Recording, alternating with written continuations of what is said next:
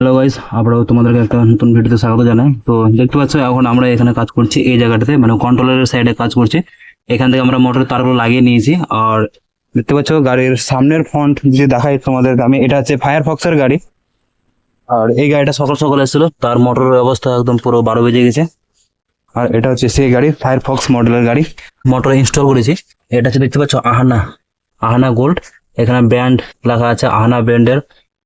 এটা হচ্ছে 9 month warranty দিয়েছে, কোম্পানি থেকে দেয় ওয়ারেন্টি 9 মান্থের। আর এটা হচ্ছে 1000 ওয়াটের, 1000 ওয়াটের, 1000 কিলো ওয়াটের। এটা হচ্ছে মোটর, আহানার মোটর, ব্র্যান্ড নিউ গোল্ড। আমরা সকাল সকাল এটাকে আমরা ইনস্টল করলাম।